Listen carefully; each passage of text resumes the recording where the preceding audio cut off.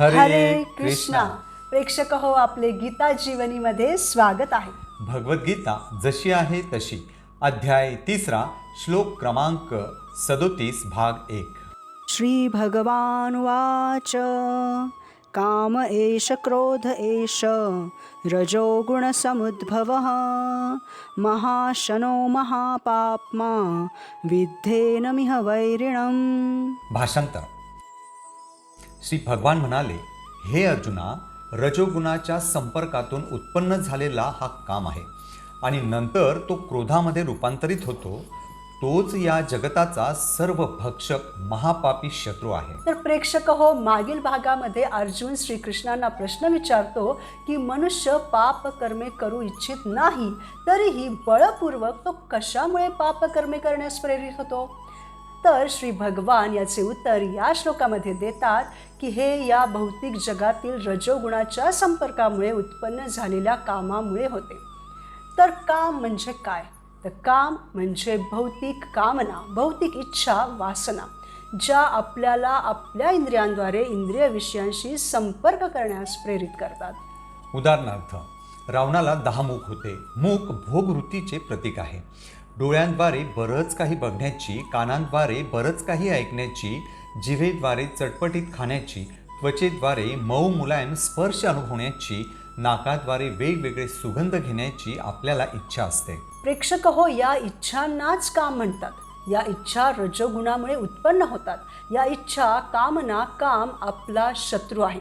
तो महापापी आहे आणि तो रावणाप्रमाणेच आपलेही सर्व काही नष्ट करू शकतो. अशा कामामुळे, चुकीच्या इच्छांमुळे मनुष्य पापकर्मे करण्यास प्रेरित होतो.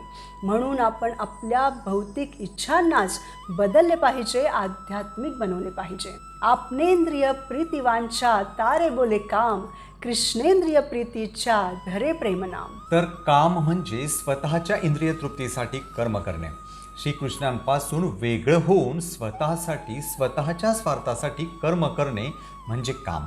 उदाहरणार्थ, जर एखाद्या देशाचा नागरिक सरकारपासून वेगळा होऊन स्वतःच्याच वेगवेगळ्या योजना बनवून आनंदी होण्याचा, भोग करण्याचा प्रयत्न करतो, तेव्हा त्याला दंड मिळतो आणि त्यामुळे तो दुःखी होतो, कारण तो एकटा त्याचं वेगळं सरकार बनवू शकत नाही.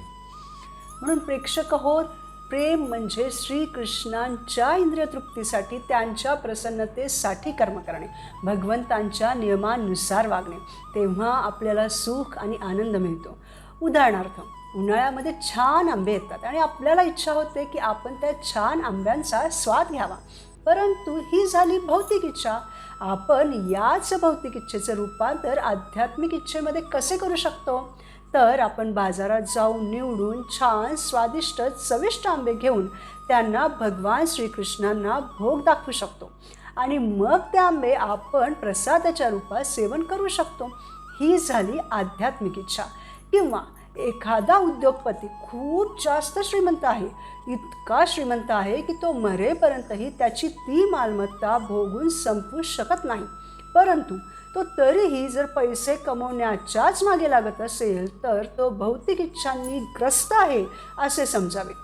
परंतु ते जर त्याने अशी इच्छा केली की मी माझे हे धन गीतेतील सकारात्मक विचारांच्या प्रचारासाठी, समाजातील वाईट प्रवृत्ती प्रतिबंधित करण्यासाठी भगवद्गीता वितरित करण्याच्या कामी लावील, प्रसाद वितरणाच्या कामी लावील, तर त्याची तीच पैसे कमवण्याची इच्छा आध्यात्मिक रूप धारण करते. त्याचप्रमाणे एखादा पुरुष एखाद्या स्त्रीचा किंवा एखादी स्त्री एखाद्या पुरुषाचा भोग करू इच्छित असेल तर या कामवासनेला सुद्धा आपण आध्यात्मिक बनवू शकतो. कसे? तर त्या दोघांनी एकत्रित येऊन अशा संतानाला जन्म देणे की त्याच्यावर असे संस्कार करणे की जो भगवंतांचा शुद्ध भक्त बनेल, भगवंतांच्या भक्तीचा प्रचार करेल. त्याप्रमाणे त्याला प्रशिक्षण दिले गेले तर तीच कामवासना आध्यात्मिक इच्छेमध्ये रूपांतरित होते.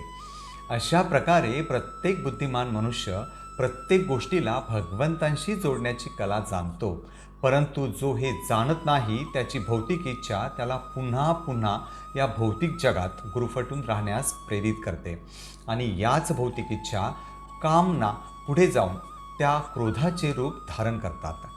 उदाहरणार्थ, एकदा एका बर्थडे पार्टीमध्ये खूप छान केक बनवला होता. सगळ्यांचं लक्ष त्या केककडेच आकर्षिले जात होतं. सगळ्यांना तो केक खाण्याची प्रचंड इच्छा होत होती. सगळेजण टक लावून त्या केककडेच पाहत होते आणि तो केक कापण्याची वाट बघत होते.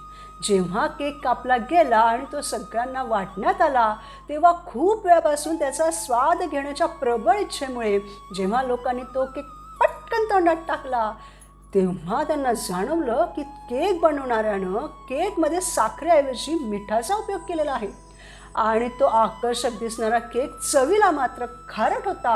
हे सत्य जेव्हा त्यांच्यासमोर आलं, तेव्हा त्यांची केकचा भोग घेण्याची इच्छा क्रोधामध्ये परिवर्तित झाली आणि त्या सर्वांनी तो केक एकमेकाच्या अंगावर, तोंडावर फेकला. म्हणजे प्रेक्षक हो, जेव्हा आपण कामेच्छा करतो तेव्हा दोन परिणाम होऊ शकतात. एक तर ती कामेच्छा पूर्ण होते किंवा ती विफल ठरते. जर इच्छा पूर्ण झाली तर ती पुन्हा पुन्हा करण्याचा लोभ वाढतो आणि अपेक्षेप्रमाणे तसे नाही घडले तर क्रोध येतो. तसेच जेव्हा ती कामेच्छा पूर्ण होत नाही तेव्हा अतृप्तीमुळे क्रोध उत्पन्न होतो. त्यासाठी आपण आणखी एक उदाहरण पाहू. गुगलवर एखाद्या थंड हवेच्या ठिकाणाचे आकर्षक फोटोज पाहून आपल्याला त्या ठिकाणी भेट देण्याची इच्छा जागृत होते. ती इच्छा पूर्ण करण्याच्या अपेक्षेने आपण भरपूर पैसे खर्च करून तेथे भेट देतोही. परंतु तेथील गुगलवरील फोटोज आणि प्रत्यक्षातील वास्तव परिस्थिती यातील तफावत पाहून आपली कामेच्छा पूर्ण न झाल्याने आपली चिडचिड होते. म्हणजेच कामाचा लहान भाऊ क्रोध प्रकट होतो.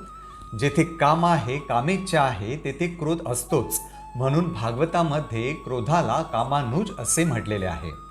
म्हणजे प्रेक्षक हो, खरं तर आपला आत्मा शुद्ध सत्वगुणामध्ये असतो, परंतु तो भौतिक जगात त्याच्यावर रजगुणाचा, तमोगुणाचा प्रभाव होतो, त्यामुळे तो दूषित होतो. उदाहरणार्थ, एखाद्या भांड्यामध्ये स्वच्छ पाणी घेतले आणि त्याच्यामध्ये थोडासा निळा रंग टाकला तर ते पूर्ण पाणी निळे होते. त्याऐवजी काळा रंग टाकला तर ते पूर्ण पाणी काळे होते. म्हणजे आपला आत्मा अशा प्रकारे कामाच्या आणि क्रोधाच्या आहारी जाऊन पापकर्मे करतो. प्रेक्षक हो, हे सगळं कशामुळे घडतं तर भगवंतांनी प्रत्येक जीवाला इच्छा करण्याचे थोडेसे स्वातंत्र्य दिलेले आहे. परंतु त्या स्वातंत्र्याचा जेव्हा आपण गैरफायदा घेतो, त्याचा दुरुपयोग करतो, तेव्हा आपण या भौतिक जगात पुन्हा पुन्हा फसतो. उदाहरणार्थ, रेल्वे स्टेशनवर लिहिलेलं असतं की डेंजर, हाय व्होल्टेज 25,000 व्होल्ट, म्हणजे 25,000 व्होल्टची वायर आहे, त्याला स्पर्श करू नका असं स्पष्ट लिहिलेलं असूनही लोक तिला पकडायला जातात आणि मग काय, त्यांना जोराचा शॉक बसतो. किंवा सिगारेटच्या पाकिटावर किंवा दारूच्या बाटलीवर हे लिहिलेलं असतं की या गोष्टी शरीरास हानिकारक आहेत. हे लोक जाणत असतात, त्याच्यापासून होणाऱ्या दुष्परिणामांना सामोरेही जात असतात, परंतु तरीही ते या वाईट गोष्टी सोडू शकत नाहीत. म्हणजे अशा प्रकारे ते लोक त्यांच्या स्वातंत्र्याचा दुरुपयोग करतात आणि फसतात. किंवा रस्त्यावरती बघा, बोर्ड असतात, डोंट ड्रिंक अँड ड्राईव्ह, दारू पिऊन वाहने चालू नका. अहो, भगवद्गीता तर सांगते की दारू पिऊच नका, कारण दारू पिऊन रस्त्यावरची गाडी नाही चालवली तरी जीवनाची गाडी तर आपण प्रत्येक क्षणी चालवतच असतो ना. रस्त्यावरील निर्णयाप्रमाणे जीवनाचे निर्णय त्याहीपेक्षा जास्त महत्त्वाचे आहेत. रस्त्यावरील निर्णय चुकला तर किती नुकसान होते, पण जीवनातील निर्णय चुकले तर किती जास्त नुकसान होऊ शकते हे आपण जाणतोच. अशा प्रकारे दारू आणि तत्सम पदार्थ मनुष्याला रजगुणाच्या, तमोगुणाच्या आहारी नेतात. त्याच्याच हसून त्याचं स्वतःचं, त्याच्या आत्म्याचं नुकसान घडवतात. म्हणून आपण स्वतःला समजवण्याचा प्रयत्न केला पाहिजे की आपण जीवात्मा म्हणून किती शुद्ध आहोत. आपण पूर्ण रूपाने शुद्ध आहोत, तर मग आपण या जगातील कचऱ्यामध्ये, चुकीच्या गोष्टींमध्ये पुन्हा पुन्हा फसणे योग्य नाही. हे ज्ञान मिळाल्यावर आपण सत्वगुणाच्या दिशेने वाटचाल करू आणि अशा प्रकारची कार्य करू ज्याने आपल्याला क्षणिक नाही तर शाश्वत आनंद मिळेल. तर मग येथे प्रश्न आहे की आपण सत्वगुणामध्ये कसे पोहोचू शकतो? तर याचे उत्तर आपण याच श्लोकावर चर्चा करताना पुढील भागात पाहू. तर प्रेक्षक हो, जीवनात आनंदी राहण्यासाठी आपण आपल्या नाही तर श्रीकृष्णांच्या इंद्रियांना संतुष्ट करण्यासाठी आपल्या इच्छांना आध्यात्मिकतेकडे वळवले पाहिजे. आपल्या कामाचा उपयोग श्रीकृष्णांना संतुष्ट करण्यासाठी करूयात, क्षणिक नाही तर शाश्वतरित्या आनंदी होऊयात.